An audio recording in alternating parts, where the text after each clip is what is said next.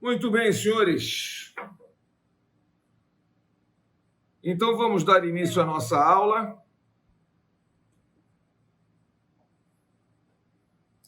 De hoje, 31 de março, ao primeiro bloco da nossa aula sobre estrutura lógica da norma jurídica tributária. Vejam, eu preparei um PowerPoint, porque como eu sempre faço todo início de aula, eu faço uma pequeníssima revisão dos tópicos que a gente até aqui enfrentou, né, para que a gente possa se situar na matéria. Muito bem. O que a gente viu até aqui? A gente viu o seguinte, que as receitas públicas, elas se dividem em receitas originárias e derivadas. E as receitas derivadas são aquelas que nos interessam particularmente, porque são as receitas obtidas através do exercício do poder de império estatal. E entre essas receitas derivadas está a que nos interessa ainda mais, que são os tributos. Por quê? Porque tributo é espécie do gênero receita derivada. E por que nem toda receita derivada é tributo, mas todo tributo é uma receita derivada? Porque a receita derivada ela pode ser decorrente de uma sanção por ato ilícito. E tributo não é sanção de ato ilícito. Nós já vimos que tributo não é sanção de ato ilícito por causa da redação do artigo 3º do Código Tributário Nacional, que diz que tributo é toda prestação pecuniária compulsória em moeda ou em cujo valor nela se possa exprimir, que não constitua sanção de ato ilícito, instituída em lei e cobrada mediante atividade administrativa plenamente vinculada. Muito bem. E aí, nós passamos a enfrentar a classificação dos tributos, que nós vimos que são 5 espécies tributárias no Brasil, segundo a classificação mais aceita atualmente pela doutrina e pela jurisprudência. Qual seja, nós partimos da premissa de que nós temos 5 espécies tributárias no Brasil, senhores, quais sejam impostos, taxas, contribuições de melhoria, empréstimos compulsórios e contribuições especiais. Muito bem, essa é a chamada classificação quinquipartida que nós adotamos. E nós vimos que as contribuições especiais, segundo a última aula, elas se dividem em 4 subespécies, que são contribuições de intervenção no domínio econômico, contribuições de interesse das categorias econômicas ou profissionais, contribuições sociais e contribuições para custeio da iluminação pública. Muito bem. Essa aula das contribuições especiais, os senhores vão encontrar no YouTube também, é que, infelizmente, eu não tive condições de editar as minhas aulas todas, eu estou editando aos poucos e colocando, subindo a aula. Mas você procure lá no YouTube a aula sobre contribuições especiais, que vai estar lá disponibilizada. Muito bem, aí passamos a fazer a classificação, né, de todos os tributos. E aí nós vimos a classificação dos impostos, a classificação das taxas, a classificação das contribuições de melhoria, dos empréstimos compulsórios e também das contribuições especiais. Muito bem, havia aqui reproduzido o artigo 195 da Constituição, apenas para dar uma pequeníssima revisão daquilo que a gente tem enfrentado até aqui, e eu coloquei o material no portal também, para os senhores consultarem. As aulas estarão também todas no YouTube, lá no meu canal, bit.ly/Denis Fiuza. E hoje nós vamos enfrentar a estrutura lógica da norma jurídica tributária, conforme os senhores podem observar dessa tela do PowerPoint que eu disponibilizei. Vejam, senhores, quando você olha esta tela aqui, eu costumo fazer isso no quadro, evidentemente, nas nossas aulas presenciais. Então, o que eu estou fazendo? Eu estou substituindo o nosso quadro, a nossa lousa, né? Estou substituindo pelo PowerPoint. Mas quando você observa aqui essa fórmula, né? NJT igual a, então, A mais CT, mas Parece uma fórmula matemática complexa, algo que deva estar acima das nossas possibilidades de entendimento. Não é nada disso, é muito pelo contrário. Isso aqui não é para complicar, isso aqui era para simplificar. Veja, aqui está a tradução de todos esses símbolos aí. A norma jurídica tributária, ela é composta de um antecedente e de um consequente. O antecedente é composto de núcleo, coordenada de tempo e coordenada de espaço. E o consequente é composto de sujeito ativo, sujeito passivo, alíquota e base de cálculo. Vocês vão de me indagar. Peraí, professor, mas para que estudar isso? Vejam, vocês vão verificar ao final da aula que é absolutamente imprescindível para que você entenda o direito tributário, que você entenda a estrutura lógica da norma jurídica tributária. Por que isso? Vejam, senhores, porque se você entender a estrutura lógica, é o pressuposto científico para você discutir a eventual ocorrência ou não ocorrência de um fato gerador tributário. E é isso que nós vamos fazer. Então, prestem atenção. Olha só, nós vimos essa fenomenologia do direito tributário, nós já enfrentamos em sala de aula algumas vezes, mas eu nunca deixo de lembrar aos senhores que o que é fato gerador tributário, né? Fato gerador tributário é o fato concreto que se subsume, que se encaixa, que se enquadra a uma hipótese de incidência de uma norma jurídico-tributária. Veja, o direito ele tem uma preocupação exacerbada com a lógica. Não há como estudar direito sem analisar a questão lógica. Então, vejam só. Então, só uma pausinha aqui. Como nós não vamos falar pelo chat, se alguém quiser fazer uma pergunta, você habilite o seu microfone e faça a pergunta, porque eu não visualizo o chat quando eu divido a tela. Muito bem. Então, olha só. Eu tenho uma fórmula que parece uma fórmula complexa, mas que não é complexa. Vou explicar por que não é complexa. Veja, então o direito, como eu estava dizendo, tem uma preocupação exacerbada com a lógica. O que é um silogismo? Um silogismo é uma maneira sistemática de pensar e de concluir. Você tem premissa maior, premissa menor, conclusão. Veja, o direito penal, ele trabalha com isso, né? Premissa maior, premissa menor, conclusão. O direito tributário também. A diferença entre o descritor normativo hipotético de uma norma jurídico-penal e de uma norma jurídica tributária, a diferença é que a norma jurídico-penal, ela descreve um fato antijurídico. Ou seja, o descritor normativo hipotético da norma penal é o crime. Ela descreve o crime. E aquele fato concreto se enquadra ou não naquela hipótese e você poderá dizer se aquilo é um crime ou não é um crime. O direito tributário é a mesma coisa, só que o descritor normativo hipotético da norma jurídica tributária é um fato lícito. Veja, enquanto o crime, matar alguém, pena 6 a 20 anos. Premissa maior, premissa menor, conclusão. Veja só, premissa maior, aquele que matar alguém vai responder com pena de 6 a 20 anos. Você foi ao tribunal do júri e o júri concluiu que você matou alguém.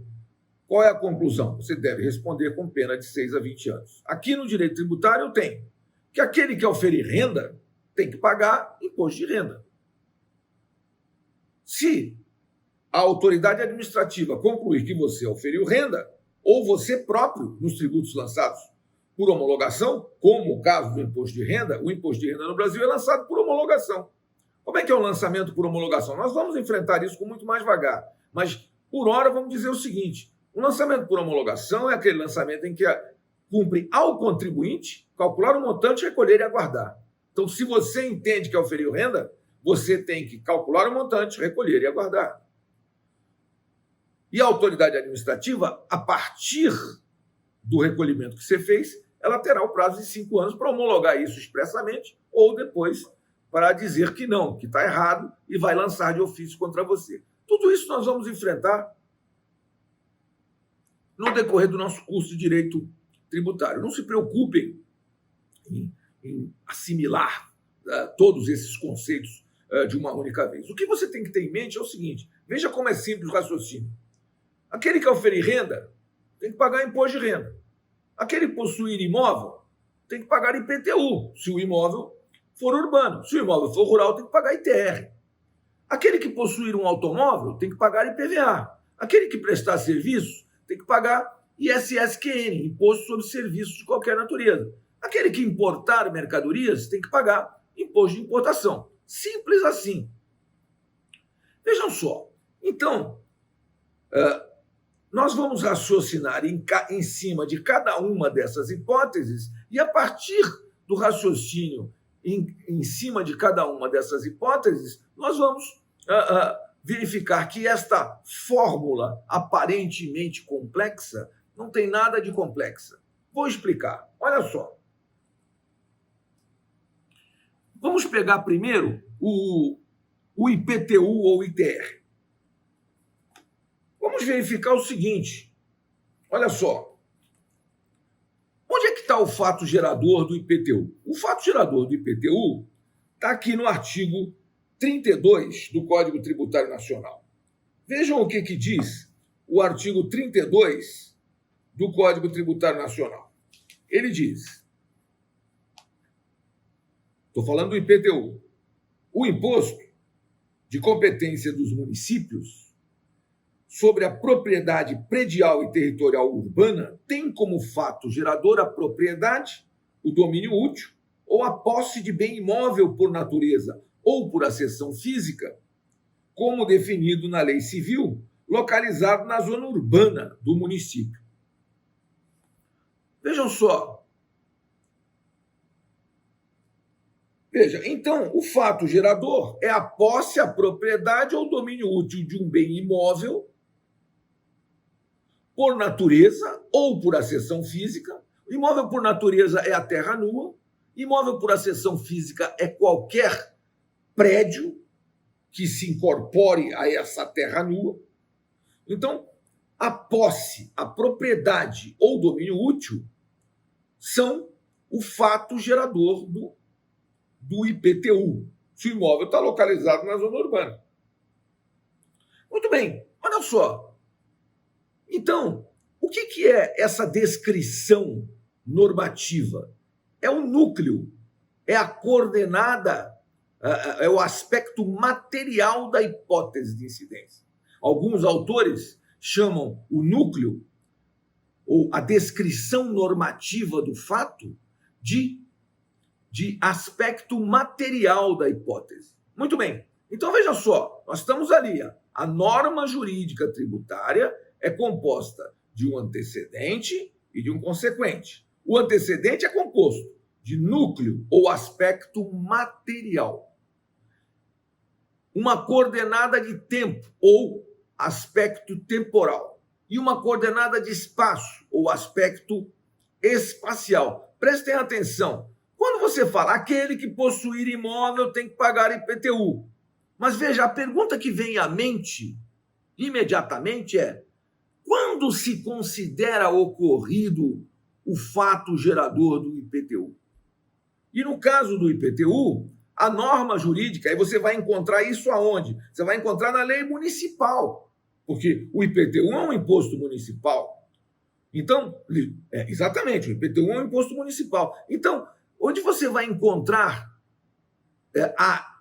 o aspecto temporal da hipótese? Vai encontrar na própria lei municipal. Quando a lei federal não diz, a municipal vai dizer. E no caso do IPTU, o fato gerador do IPTU é a propriedade, a posse ou domínio útil de um bem imóvel, por natureza ou por acessão física, no dia 1º de janeiro de cada exercício financeiro. Então, o que é o dia 1º de janeiro de cada exercício financeiro? É o aspecto temporal da hipótese de incidência. Vejam, senhores, nós temos a hipótese de incidência e nós temos o fato concreto. O que nós estamos estudando? A estrutura lógica da hipótese de incidência. a partir da análise do fato concreto e do conhecimento seguro da estrutura lógica da hipótese de incidência, a gente poder dizer, esse fato gerador ocorreu. Ou então dizer, não, este fato gerador não ocorreu. E não terá ocorrido enquanto não estiverem satisfeitos os 3 elementos do antecedente normativo. E aí passo a explicar. Veja só. Veja como o aspecto temporal é importante. Você comprou esse imóvel em agosto.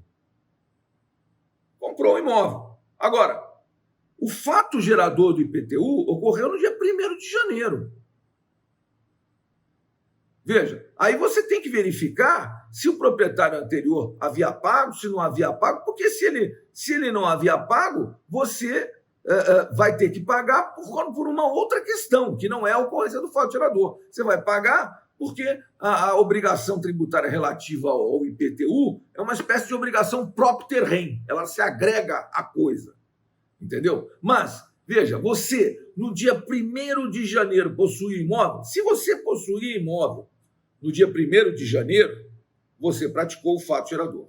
Agora, veja como o aspecto espacial é totalmente relevante também. Veja, você possui imóvel no dia 1º de janeiro, mas onde está seu imóvel? Seu imóvel está na zona urbana do município de Santos? Aí sim, aí você praticou o fato gerador tributário do IPTU. Sim, porque se o seu imóvel, por exemplo, não estiver na zona urbana, estiver na zona rural, você não deve IPTU, você deve ITR, Imposto Territorial Rural. Veja só, se o seu imóvel está na zona rural, você deve o ITR, que é o Imposto Federal. Veja, agora vamos pegar o mesmo raciocínio para o ITR. Núcleo, a posse, a propriedade ou domínio útil de um bem imóvel por natureza. Olha como é importante isso. O imóvel por acessão física não é fato gerador do ITR, Imposto Territorial Rural. Você pode construir um hotel de 10 milhões de dólares. Se estiver na zona rural, não interessa. Ele não é fato gerador do ITR. O fato gerador do ITR, o aspecto material da hipótese, ou núcleo, é a posse, a propriedade ou domínio útil de um imóvel por natureza. O imóvel por acessão física não entra no conceito jurídico do fato gerador do ITR. Olha como é relevante. Imagine você vai construir um hotel. Você vai construir um hotel de 10 milhões de dólares. Esse dólar de 5, então, é um hotel de... Você vai gastar 50 milhões de reais. Muito bem. Se você construir na zona urbana, você vai pagar IPTU sobre um imóvel de 50 milhões de reais. 1% disso dá a bagatela de 500 mil reais por ano de IPTU. Agora, se você construir esse mesmo imóvel na zona rural, você não vai pagar nada sobre esse imóvel. Você vai pagar sobre a terra nua. A terra nua tem um valor que é publicado no Diário Oficial da União, o valor da terra nua tributável em todas as regiões do país. Você vai pagar alguma coisa em torno de 5 mil reais por ano de ITR, Imposto Territorial Rural. O mesmo hotel, os 10 milhões de dólares lá. Então, veja, se você vai fazer um hotel e a zona rural do município fica num local bacana, você tem a opção de fazer na zona rural. Isso é elisão fiscal.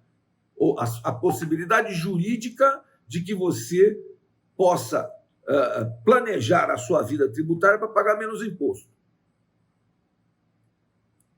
Mas o que eu quero analisar é o seguinte, veja só. Vamos voltar para o IPTU aqui.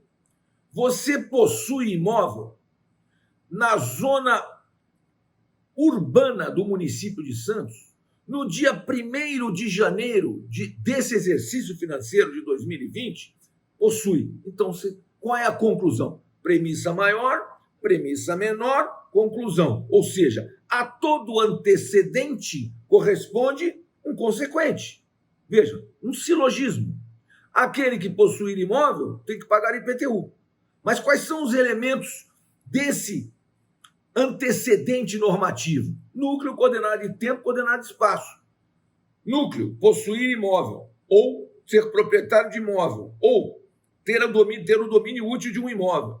Coordenada de tempo, 1º de janeiro de cada exercício. Coordenada de espaço, zona urbana do município de Santos. E se você, então, tem um imóvel na zona urbana do município de Santos, no dia 1º de janeiro de 2020, você praticou o fato gerador do IPTU.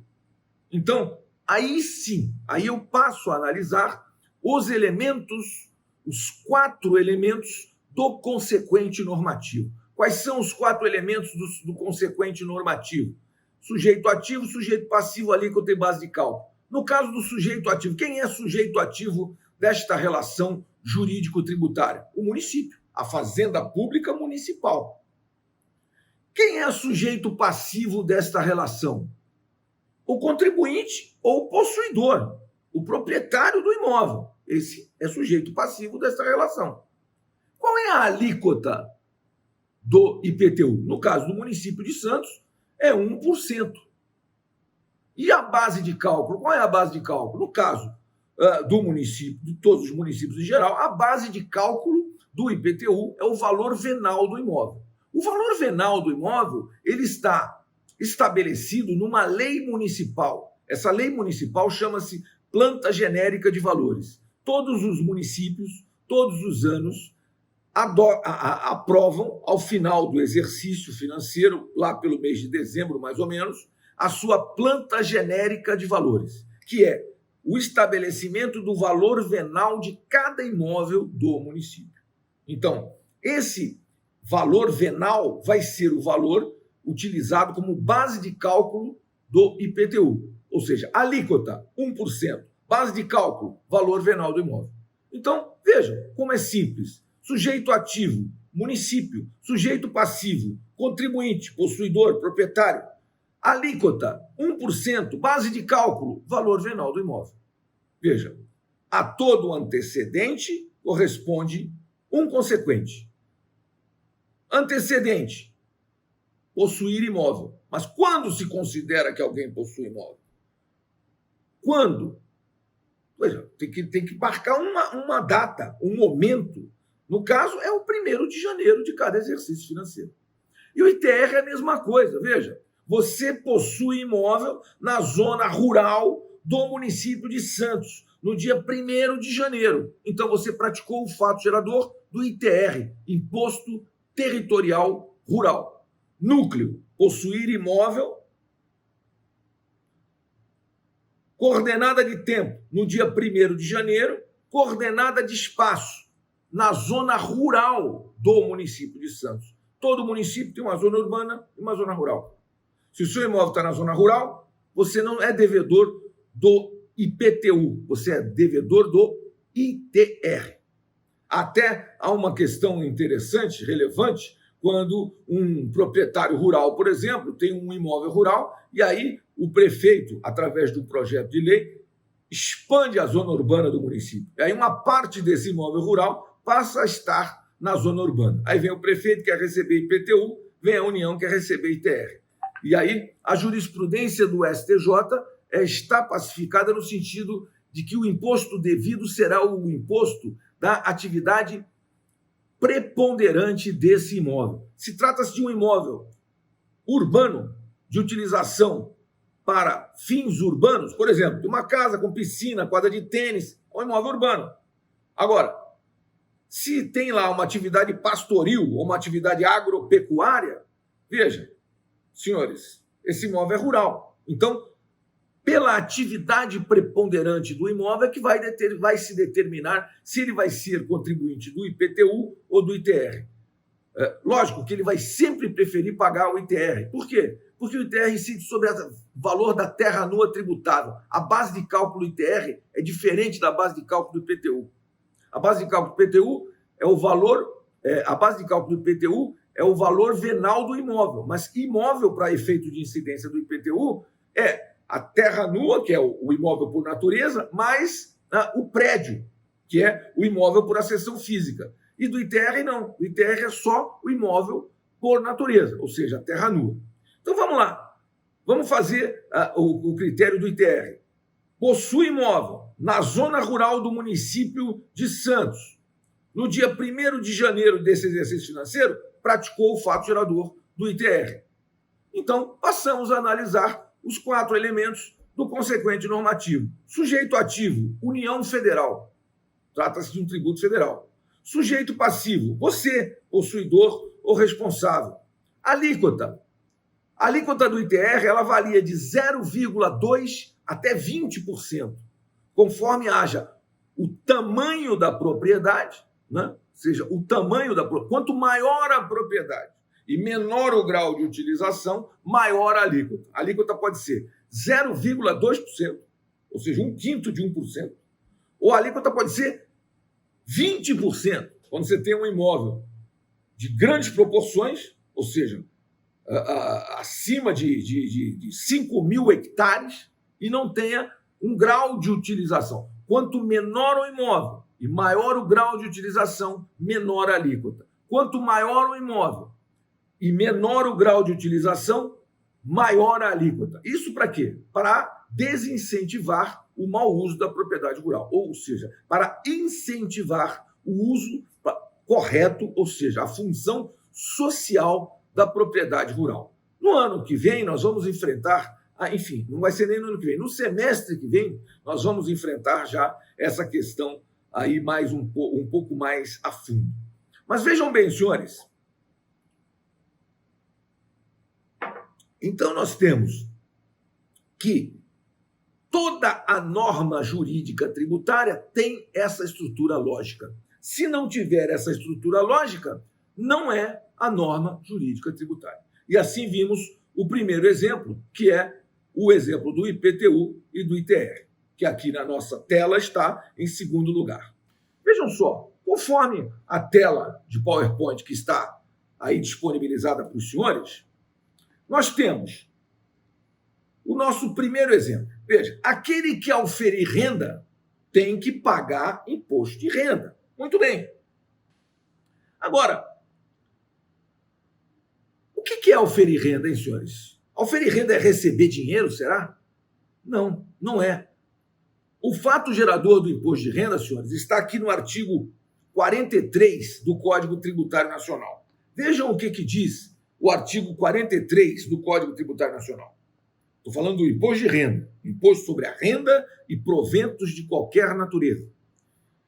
O imposto de competência da União sobre a renda e proventos de qualquer natureza tem como fato gerador a aquisição da disponibilidade econômica ou jurídica. Inciso 1, de renda, assim entendido, o produto do capital, do trabalho ou da composição ou da combinação de ambos. 2, de proventos de qualquer natureza, assim entendidos, os acréscimos patrimoniais não compreendidos no inciso anterior. Muito bem. Veja, então o que os senhores observam de plano é que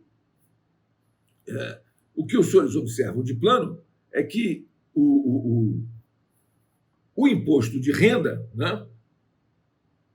Tem alguém sublinhando na tela aqui, porque quando eu divido a tela, vocês aí podem fazer pequenas modificações. Tem alguém grifando aqui o imposto de renda. Muito bem. Olha só, quando eu leio o artigo 43 do CTN, eu verifico o seguinte: auferir renda, na acepção do artigo 43, não é receber dinheiro, é adquirir disponibilidade econômica ou adquirir disponibilidade jurídica. Vejam, quando você fala em aquisição de disponibilidade econômica, você está falando de um conceito diferente do conceito de receber dinheiro. Você, por exemplo, você pode receber dinheiro e não oferir renda. Por exemplo, se você gastar com despesas dedutíveis mais do que você ganhou, por exemplo, você não oferiu renda na acepção jurídica do vocábulo. Vamos imaginar que você ganhe R$1 milhão, mas que você gaste R$2 milhões com despesas médicas, que são totalmente dedutíveis. Se você gastou mais do que você ganhou com despesas médicas, na aquisição, não houve aquisição de disponibilidade econômica. Você simplesmente não oferiu renda. Você não praticou o fato gerador do imposto de renda. Muito bem. Então, núcleo, adquirir disponibilidade econômica ou adquirir disponibilidade jurídica. Agora, o que seria adquirir disponibilidade jurídica? Vejam, senhores, eu dou um exemplo, que é um exemplo bastante forte, para os alunos ficarem um tanto com raiva do exemplo, né? O exemplo causa espécie. Vamos imaginar o seguinte, que você ceda incomodato para um amigo seu, não seu dependente, que não é seu dependente no imposto de renda, você ceda incomodato um imóvel por um ano para ele. Olha, eu vou te emprestar esse imóvel por um ano para você morar por liberalidade. Não precisa pagar aluguel, não precisa pagar nada. Eu poderia cobrar um aluguel de você, mas você está numa situação difícil, você é meu amigo, eu vou te ajudar, fica lá no imóvel lá. É um imóvel de alto luxo, vamos imaginar. E teu amigo ficou lá morando um ano. Aí chegou um fiscal do imposto de renda e perguntou, esse imóvel seu aqui está alugado? Você fala, não, é cedido incomodato por um amigo meu. Muito bem. Então, ele vai dizer para você o seguinte, nós vamos calcular quanto seria o aluguel do imóvel, valor de mercado do aluguel do imóvel, que você não recebeu. E vamos calcular o imposto de renda sobre o valor desse aluguel e vou tributar você no imposto de renda relativo ao aluguel que você não recebeu. E vou fazer isso por quê? Porque você adquiriu a disponibilidade jurídica da renda. Você não recebeu nada de aluguel, mas não importa. Você adquiriu disponibilidade jurídica. Você poderia ter alugado, não alugou, preferiu emprestar. Por liberalidade. Se fosse um dependente seu do imposto de renda, aí estaria justificado o comodato. Mas não é seu dependente no imposto de renda. Então, você tem que pagar imposto de renda sobre o valor do aluguel que você não recebeu. Porque você praticou o fato gerador do imposto de renda. Você adquiriu a disponibilidade jurídica da renda. Nada obstante, não tenha adquirido a disponibilidade econômica, porque o fato gerador do imposto de renda não é só aquisição de disponibilidade econômica. Muito bem. Então vamos imaginar aqui o seguinte, você recebeu o aluguel desse imóvel. O seu imóvel não estava cedido incomodado, o seu imóvel estava alugado. Núcleo, você adquiriu disponibilidade econômica. Agora, veja que você tem que analisar, aqui a pergunta que vem à mente subsequentemente é, quando se considera ocorrido o fato gerador do imposto de renda? Veja, no caso da pessoa física, senhores, o fato gerador do imposto de renda é o exercício financeiro inteiro, ou seja, de 1/1 a 31/12. Significa dizer que você só será considerado que você auferiu renda se entre 1/1 e 31/12, se você for uma pessoa física, você tiver adquirido disponibilidade econômica ou jurídica. Vamos imaginar aquele caso dos honorários. Você recebeu honorários advocatícios de R$1 milhão no dia 1º de janeiro.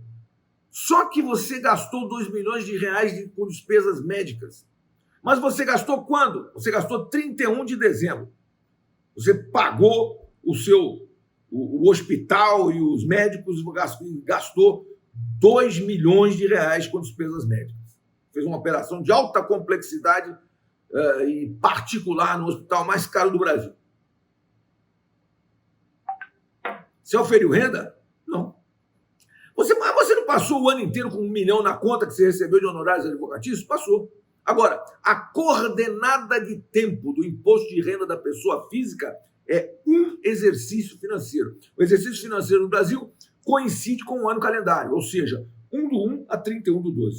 Só se considera ocorrido o fato gerador tributário do IPTU, ou do IPTU, desculpe, do imposto de renda, quando você tiver passado o exercício inteiro, né, e tiver nesse conceito temporal do exercício inteiro adquirido a disponibilidade econômica ou adquirido a disponibilidade jurídica da renda. Agora, se você for uma pessoa jurídica, aí o lapso de tempo é menor, ou seja, a coordenada de tempo do imposto de renda da pessoa jurídica é o trimestre civil, que se encerrou anteontem. Ou seja, janeiro, fevereiro e março. Dia 31 de março se encerra o trimestre civil. Então, A empresa que até o dia 31 de março adquiriu disponibilidade econômica ou jurídica tem que pagar imposto de renda. A empresa. Cada trimestre civil fecha um tempo, ou seja, o aspecto temporal da hipótese de incidência do imposto de renda da pessoa jurídica é o trimestre civil. O aspecto temporal do imposto, da hipótese de incidência do imposto de renda da pessoa física é um exercício financeiro. E, por fim, há que analisar também o aspecto material, o aspecto espacial da hipótese, que no caso do imposto de renda é incrível. Você pode auferir renda na Etiópia, na Indonésia, não interessa onde você auferiu renda, se você tem domicílio fiscal no Brasil, você tem que pagar imposto de renda no Brasil. E tem que declarar o que você recebeu fora. Se você recebeu num paraíso fiscal, no qual o Brasil não tem tratado para evitar bitributação, você vai ter que pagar integralmente no Brasil o imposto de renda sobre o dinheiro que você auferiu nesse paraíso fiscal. Agora, se você recebeu dinheiro num país que tem um tratado internacional para evitar bitributação com o Brasil, você poderá descontar do imposto de renda devido aqui no Brasil o imposto de renda que você pagou lá no país que também é signatário desse tratado. Um dos países que tem tratado com o Brasil, por exemplo, é a Espanha. Quando você recebeu dinheiro na Espanha, descontou imposto de renda e pagou imposto de renda. Só que você tem domicílio fiscal no Brasil. O domicílio no Brasil ele é eleito. Você que elege. Você elegeu o seu domicílio fiscal como sendo aqui no Brasil. Então você tem que pegar o imposto de renda que você pagou lá na Espanha e vai poder descontar do imposto de renda devido aqui tudo quanto você pagou na Espanha. Por quê? Porque o Brasil tem tratado para evitar bitributação com a Espanha. Mas a coordenada de espaço do imposto sobre a renda e proventos de qualquer natureza é todo o planeta, todo o globo terrestre. Se você tem domicílio fiscal no Brasil, você tem que pagar imposto de renda no Brasil. Não tem como fugir dessa questão. Muito bem, então veja só. Núcleo, coordenada de tempo e coordenada de espaço. Você adquiriu a disponibilidade econômica ou jurídica. Se você, vamos imaginar a pessoa física. Você é uma pessoa física. Então, dentro de um exercício financeiro, 1/1 a 31/12, coordenada de tempo, em qualquer lugar do mundo, coordenada de espaço, adquiriu a disponibilidade econômica ou jurídica, núcleo ou aspecto material da hipótese. Então, você praticou o fato gerador do imposto de renda. E se você praticou o fato gerador do imposto de renda, passamos a analisar os 4 aspectos do consequente normativo. Sujeito ativo, União Federal, é um imposto federal. Sujeito passivo, você, contribuinte. Mas pode ser que não seja você. Pode ser que seja, por exemplo, a fonte pagadora. Vamos imaginar, numa relação de emprego, o empregador desconta na conta do empregado o imposto de renda retido na fonte. Veja, esse empregado, o que ele pode fazer para evitar ou impedir aquele desconto? Nada. E o que ele pode fazer para verificar se o seu empregador recolheu o imposto de renda aos cofres da Fazenda Nacional? Também nada, porque existe uma questão hierárquica aí. Eu não posso notificar meu empregador dizendo, senhor empregador, por favor, o senhor me comprove aí que o senhor recolheu para a Fazenda Nacional o imposto de renda que o senhor descontou do meu salário. Ele não pode, o empregado não pode fazer isso. Se ele fizer isso, o empregador vai dizer, pois não, está aqui o comprovante e passa no departamento pessoal que o senhor está demitido, que o senhor é insolente. Muito bem, agora veja só. Então, se esse imposto de renda foi retido na fonte, quem é o sujeito passivo desta relação jurídico-tributária? É o empregado que foi descontado? Não, senhores. O sujeito passivo será a fonte pagadora. Até porque, se a fonte pagadora não recolheu isso, ela praticou crime contra a ordem tributária, que está no artigo 2º da Lei 8.137 de 1990, que diz que é punido, né, com reclusão de 2 a 5 anos e multa aquele que deixar de recolher no prazo legal tributo descontado, que foi esse caso. O empregador descontou o imposto de renda do empregado e não deixou de repassar. Muito bem. Então, veja só. Esse empregador descontou. Então, quem é sujeito passivo? É o empregador, não é o empregado. Agora, vamos supor que você seja uma pessoa física, advogado, por exemplo, e recebeu de outra pessoa física dinheiro. Recebeu dinheiro no exercício financeiro de 2019, por exemplo. Você recebeu mais do que você gastou com despesas dedutíveis. Então, você é sujeito passivo de uma relação jurídica tributária, porque você recebeu de pessoa física. Então, você é o sujeito passivo. Você é o contribuinte e você é o sujeito passivo. Muito bem. E qual é a alíquota? A alíquota do imposto de renda é uma tabela, né? Progressiva, à medida que quanto mais você recebe, mais você paga. Por quê? Porque isso nós vamos enfrentar subsequentemente, porque o imposto de renda é um imposto pessoal e que tem como característica principal, em função de própria determinação constitucional do artigo 153 da Constituição, ele tem necessariamente que ter alíquotas progressivas. O que são alíquotas progressivas? São alíquotas que aumentam quando aumenta a base de cálculo. Quanto maior a base de cálculo, maior a alíquota. Então, você tem uma faixa de isenção, depois você entra numa alíquota de 7,5%, 15%, depois vai para 22,5% e 27,5%. Agora, se você ganha mais de R$4.000 por mês, aí você paga 27,5% de imposto de renda. Então, veja, sujeito ativo, União Federal, sujeito passivo, contribuinte ou responsável, alíquota, a tabela do imposto de renda e base de cálculo, o valor recebido. Então, você recebeu um determinado valor, né? E esse valor é a base de cálculo do imposto sobre a renda e proventos de qualquer natureza.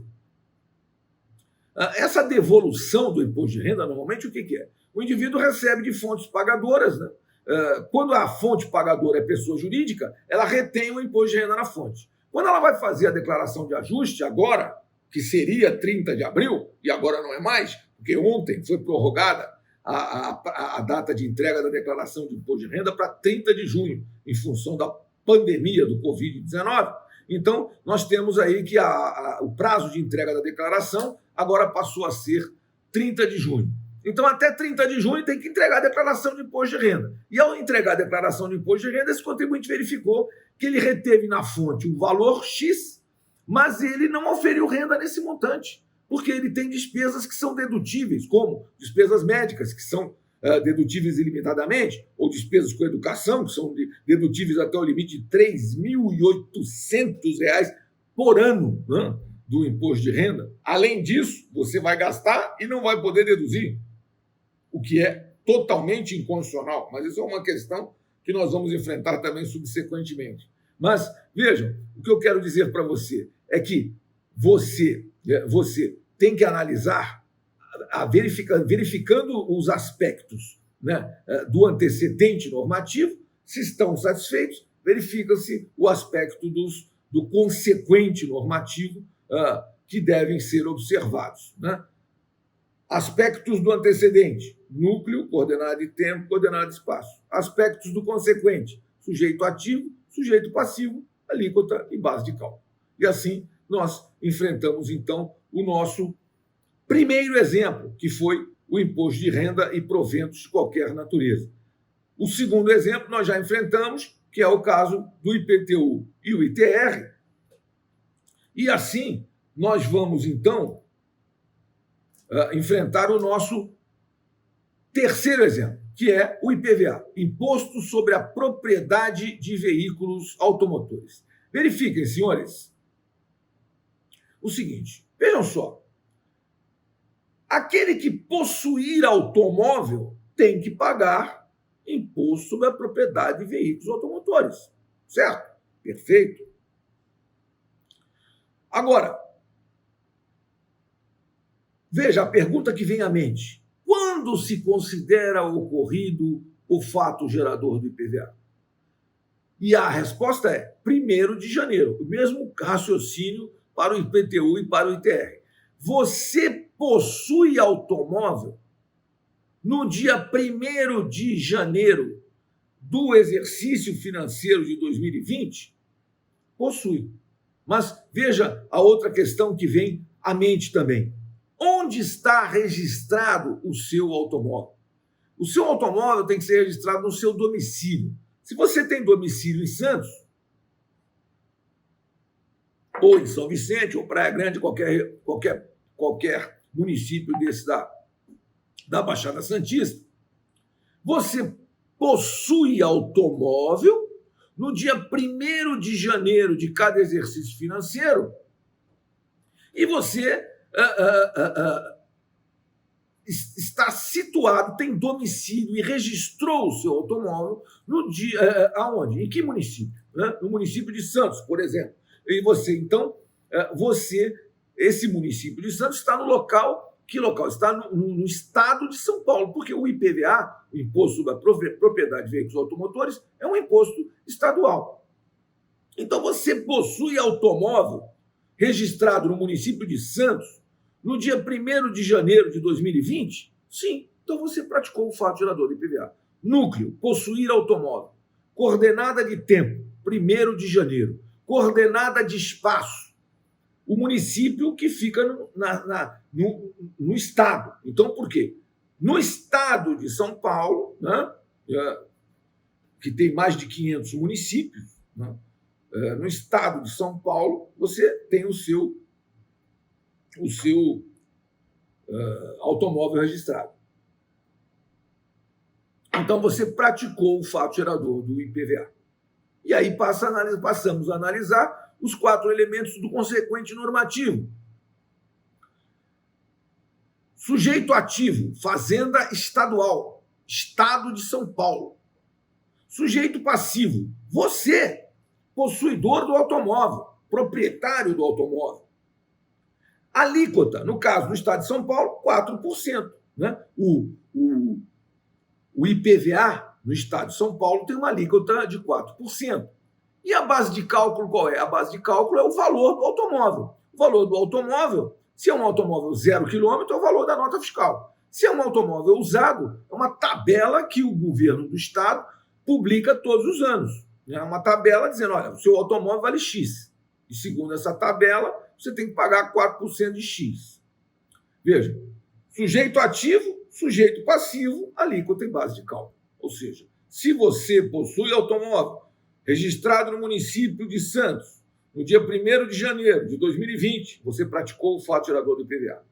E se você praticou o fato gerador do IPVA, então você tem que pagar 4% do valor do automóvel para o Estado de São Paulo, e é você que tem que pagar, você, proprietário do imóvel. Sujeito ativo, sujeito passivo, alíquota e base de cálculo.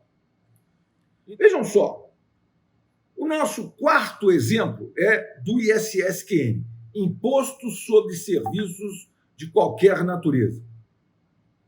Vejam, senhores, o Imposto sobre Serviços de Qualquer Natureza é aquele imposto que você paga quando presta qualquer espécie de serviço. Fique bem claro que esse imposto é regulamentado por uma lei complementar, que é a Lei Complementar 116 de 2003, e a Lei Complementar 116 de 2003 diz que qualquer serviço prestado no âmbito de uma relação de emprego está fora do âmbito de incidência do imposto. Então, o imposto sobre serviços de qualquer natureza, ele é devido ou por empresas prestadoras de serviço ou por pessoas físicas prestadoras de serviço no âmbito de uma relação de prestação de serviços autônomos. Ou seja, se você é autônomo e presta serviço, você tem que pagar imposto sobre serviço. Ou se você tem uma empresa de prestação de serviço, você tem que pagar imposto sobre serviços de qualquer natureza. A advocacia é fato gerador do imposto sobre serviços de qualquer natureza. Para exercer a advocacia, você tem que pagar ISSQN. Só que o ISSQN dos advogados é um valor fixo anual, não é um percentual sobre o valor da nota fiscal. Como, por exemplo, os serviços de engenharia são tributados com percentual sobre o valor da nota fiscal.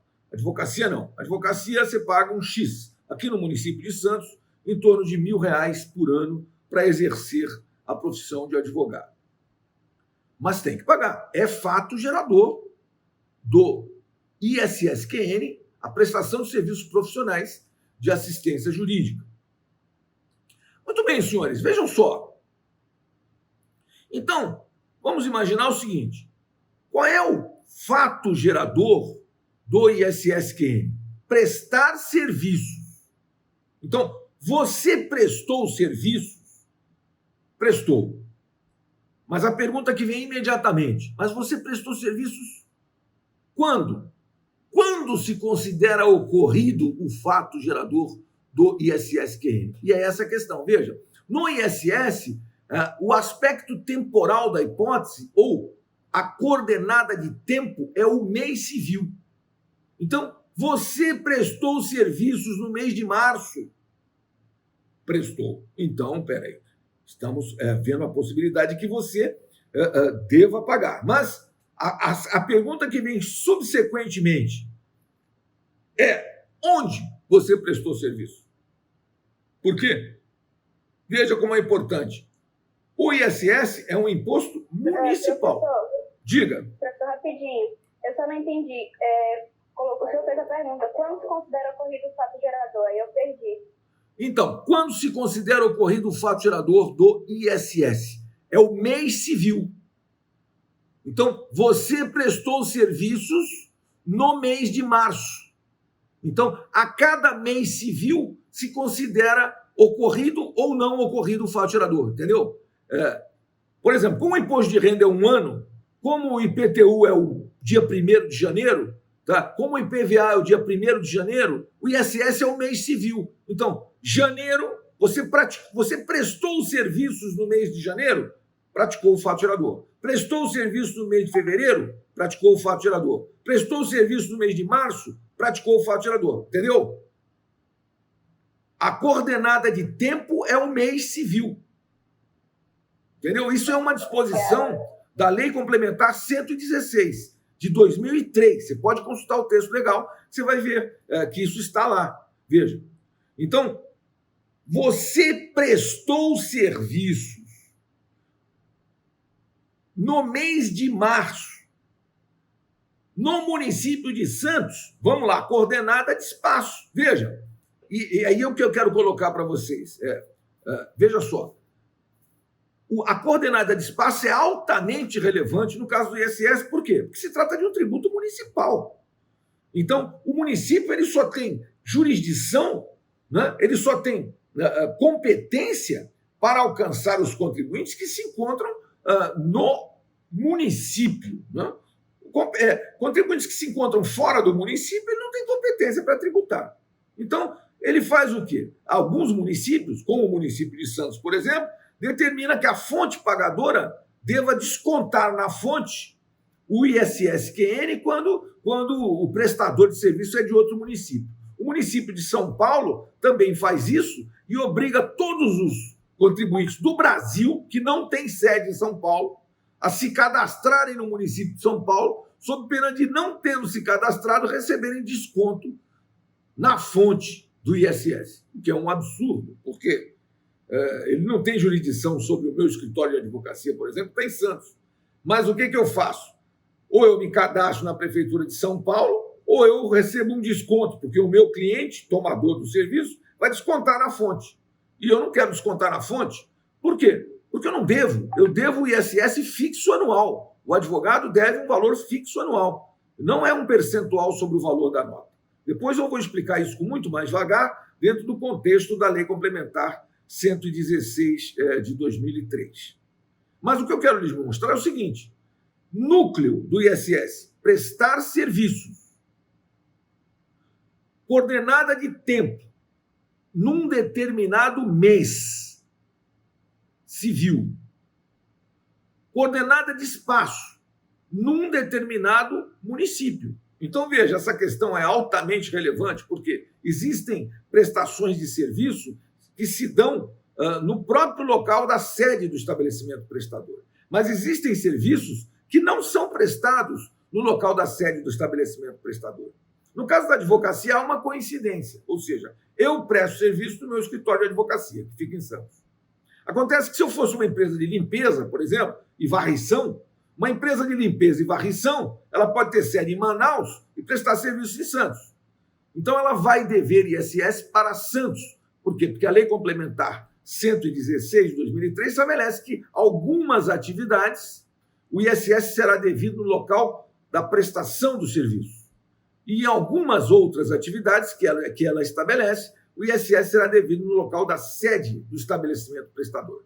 No caso da advocacia, é o local da sede do estabelecimento prestador, porque há uma coincidência entre o local da sede e o local da prestação de serviço. A sua ação pode estar tramitando até em outra comarca, mas você está prestando serviço no seu escritório de advocacia que fica aqui em Santos. Então, você tem que pagar ISS para Santos. Muito bem, então veja só. Você prestou serviços num determinado mês civil do município. Aqui, esse serviço foi prestado no município de Santos, então você praticou o fato gerador do ISS-QN, Imposto sobre Serviços de Qualquer Natureza. Qual é o consequente normativo? Então você tem que pagar ISS-QN. E aí você vai verificar. Sujeito ativo, município, é um imposto municipal. Sujeito passivo, pode ser você, prestador do serviço, ou pode ser a fonte pagadora. Se você, por exemplo, tem uma atividade como essa que eu expliquei, limpeza, por exemplo, e tem uma sede em outro município, mas prestou o serviço no município de Santos. Então, a lei municipal santista determina que o tomador do serviço desconte na fonte o ISS devido. Então, o sujeito passivo desta relação, no caso do tomador do serviço ter descontado na fonte o valor do ISS, o sujeito passivo desta relação jurídica tributária é o tomador de serviço, não é você, prestador. Então, nesse caso, o sujeito passivo pode ser o contribuinte, se foi ele que prestou o serviço e tem sede, ou ele pode ser o responsável, como uma empresa que tem sede no município e tomou o serviço de uma empresa que tem sede em outro município, mas que o ISS será devido no local onde o serviço foi prestado. Então, pode ser o tomador do serviço, o sujeito passivo. E aí se aplica uma alíquota, que é um percentual, sobre uma base de cálculo. A base de cálculo é o valor do serviço prestado. E a alíquota, ela vai variar de 2% a 5%, por expressa determinação constitucional, lá do artigo 156 da Constituição, e depois no ato das disposições constitucionais transitórias, diz que o ISS deve ser estabelecido numa alíquota mínima de 2% e máxima de 5%. Então, se for um percentual sobre o valor da nota, porque algumas atividades não é percentual sobre o valor da nota. Por exemplo, a advocacia. Você não paga percentual sobre o valor da nota, você paga um valor fixo anual.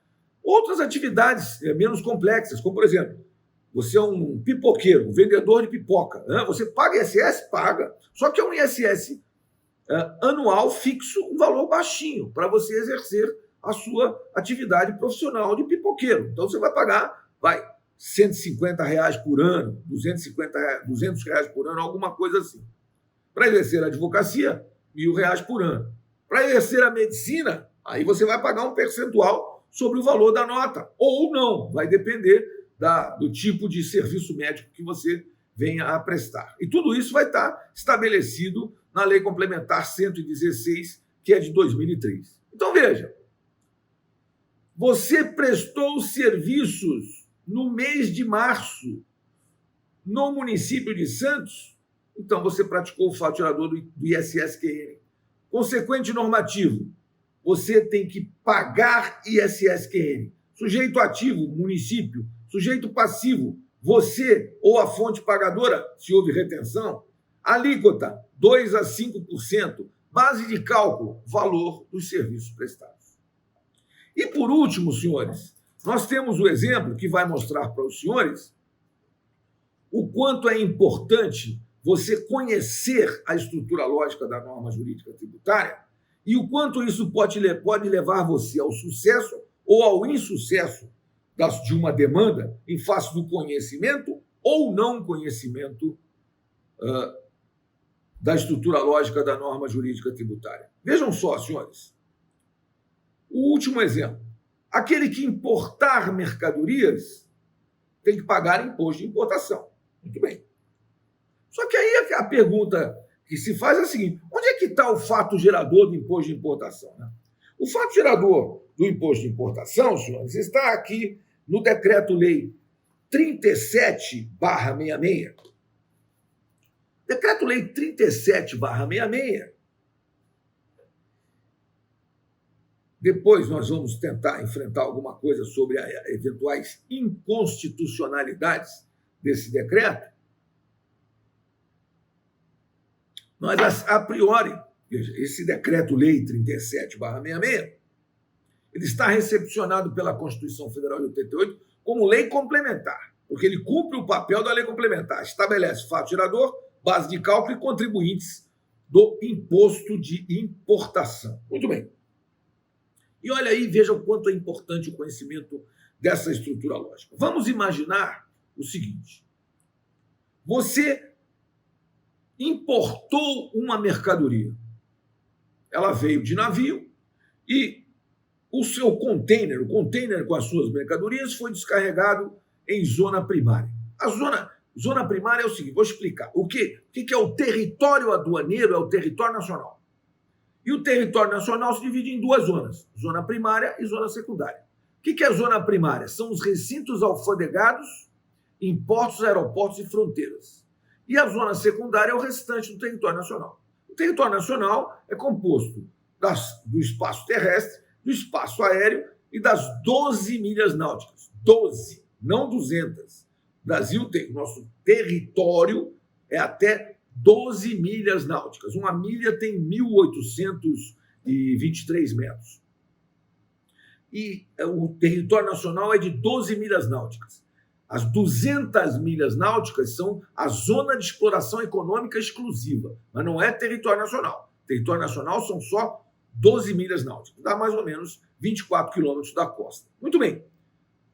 Veja só, se você ler o fato gerador do imposto de importação, você procura, vai estar onde? Vai estar aqui no artigo 1º da lei, do Decreto-Lei 37/66, que diz: o imposto de importação incide sobre mercadoria estrangeira e tem como fato gerador sua entrada no território nacional.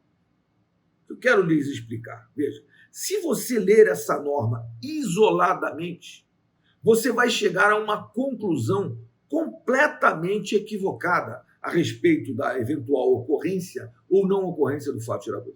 Porque, veja só, da leitura simples do dispositivo, você imagina que o fato gerador ocorre no momento da entrada da mercadoria no território nacional. Então, vamos imaginar o seguinte: vai passar um avião voando aí cheio de mercadoria estrangeira. Entrou no território nacional? Entrou. Mas esse avião nem veio para o Brasil. Ele vai para o Uruguai ou para a Argentina. Mas entrou no território nacional. Ocorreu o fato gerador do imposto de importação? Claro que não, senhores. Ou então eu tenho que laçar o avião para receber. Diz, olha, para aqui que o senhor tem que pagar imposto de importação porque praticou o fato gerador do imposto de importação. Entrou no território nacional? Não, nada disso. E por que posso explicar aqui nada disso? Porque aqui, no artigo 1º do Decreto-Lei 37/66, está apenas aparentemente de uma leitura pouco acurada do dispositivo, você conclui que ele tem os 3 aspectos do antecedente normativo: núcleo, coordenada de tempo, coordenada de espaço. Núcleo, importar mercadorias. Coordenada de espaço, o território nacional. Coordenada de tempo, o momento da entrada no território nacional. Não, ele não tem isso. Vou explicar por que não tem. Porque ele tem que ser interpretado juntamente com o artigo 23 do mesmo Decreto-Lei 37/66, que diz o seguinte: observem o que diz o artigo 23 do Decreto-Lei 37/66. Ele diz: quando se tratar de mercadoria despachada para consumo, ou seja, importada em caráter definitivo, considera-se ocorrido o fato gerador na data do registro, na repartição aduaneira da declaração a que se refere o artigo 44. Então vejam, senhores, não se trata de interpretar um dispositivo isoladamente. Você tem que interpretar os dois dispositivos. Por que você tem que interpretar os dois dispositivos? Porque se não estiverem satisfeitos os três elementos do antecedente normativo, não ocorreu o fato gerador. Então vamos à minha hipótese. Você importou mercadorias, as mercadorias foram descarregadas do navio e depositadas em zona primária. E elas podem ficar ali, em zona primária, aguardando o desembaraço. O desembaraço que nós vamos ver, né? O que é desembaraço? É o ato final do despacho aduaneiro de importação. O que é o despacho aduaneiro de importação? Em rápidas pinceladas. O despacho aduaneiro de importação é o conjunto de procedimentos para dar ingresso legal a uma mercadoria estrangeira no território nacional. Então, o importador vai registrar junto ao Siscomex, que é o Sistema Integrado de Comércio Exterior da Secretaria da Receita Federal, a sua DUIMP, a sua Declaração Única de Importação. Ele vai registrar a sua DUIMP. Muito bem. Registrada a declaração de importação, ela vai ter um trâmite e ela vai terminar com o desembaraço, que é o ato final do despacho aduaneiro de importação. Muito bem. Então, aquela mercadoria pode ficar ali até 90 dias. Ela não está nacionalizada para todos os efeitos legais. Ela está aguardando o desembaraço, aguardando o despacho. Quando você registra a declaração, então começa o despacho. Agora, veja só, você depositou sua mercadoria na zona primária, mas vamos imaginar que você tenha importado, por exemplo, roupas femininas de inverno. Sim, porque o inverno se aproxima, agora nós estamos aqui no mês de abril, né? Já entramos no outono e o inverno estará aí. E você importou roupas femininas de inverno. Mas vejam, senhores, os estabelecimentos vendedores de roupas estão fechados em função de uma pandemia de Covid-19. Então, o que você vai verificar? Que você não vai conseguir vender essas roupas. Então, você vai dizer para o inspetor da alfândega do Porto de Santos: senhor inspetor, desejo devolver as minhas mercadorias para o país de origem. Vou desistir dessa importação. Quero devolvê-las. Em 100% dos casos, eu digo 100% dos casos, a autoridade vai indeferir a sua pretensão de devolver. Porque vai dizer para você que o fato gerador do imposto de importação já ocorreu. Porque o fato gerador do imposto de importação ocorre com a entrada da mercadoria no território nacional. E a mercadoria já entrou no território nacional. E você vai dizer para ele, dizendo: senhor inspetor, com todo respeito a Vossa Excelência encontra-se totalmente equivocado, porque o fato gerador não ocorre no momento da entrada da mercadoria no território nacional. O território nacional é o aspecto espacial da hipótese de incidência. O aspecto temporal não está no artigo 1º. O aspecto temporal está no artigo 23 do Decreto-Lei 37/66, que diz que este fato gerador só se considera ocorrido no momento do registro na repartição aduaneira da declaração a que se refere o artigo 44 do decreto, que é a declaração de importação, hoje denominada DUIMP, Declaração Única de Importação. Vejam, senhores, então, o inspetor da alfândega do porto, aeroporto ou fronteira vai indeferir a sua pretensão. E você vai entrar com mandado de segurança e o juiz federal vai lhe dar a liminar, para você ter o direito de devolver a sua mercadoria ao país de origem. Por que ele vai te dar essa liminar e por que você tem o direito? Porque não ocorreu o fato gerador. E por que não ocorreu o fato gerador? Porque não estão presentes os três elementos do antecedente normativo: núcleo, coordenada de tempo, coordenada de espaço. Só estão presentes dois: núcleo e coordenada de espaço. Não houve. A coordenada de tempo não está satisfeita, ou o aspecto temporal da hipótese de incidência da norma jurídica tributária não se encaixou no fato concreto. É um fato? É. esse fato se encaixa totalmente à hipótese? Não. Falta um elemento, o aspecto temporal da hipótese. E, portanto, senhores, vejam, você tem direito, sim, a devolver as suas mercadorias ao país de origem dentro do prazo legal, que é 90 dias de permanência em recinto alfandegário. Ultrapassado esse prazo, aí você cometeu um ilícito tributário, que é abandonar suas mercadorias. Então, mas você tem direito a desembaraçá-las. Você tem direito a registrar sua declaração de importação através de pagamento de multa. Mas se a mercadoria ficar lá abandonada por um lapso de tempo superior ao limite legal, aí você não tem direito mais a devolver, mas você vai ter direito a desembaraçar. Mas o que você tem que observar? Vejam, senhores, que é determinante o conhecimento da estrutura lógica da norma. Porque se você conhece a estrutura lógica da norma, você tem fundamento, argumento científico no âmbito de uma discussão administrativa ou judicial. Se você não tem o argumento científico, você perde a discussão. É simples assim. Vai ganhar quem tem argumentos válidos, eficazes, contundentes. Esse argumento é invencível, ou seja, se não ocorreu o fato gerador, não é devido tributo algum. Você pode devolver sua mercadoria.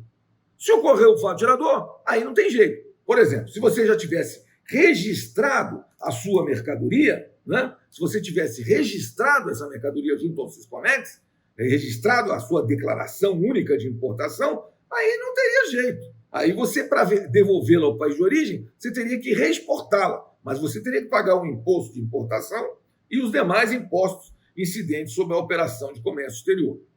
Então, agora vamos imaginar que você realmente tenha registrado a sua declaração de importação.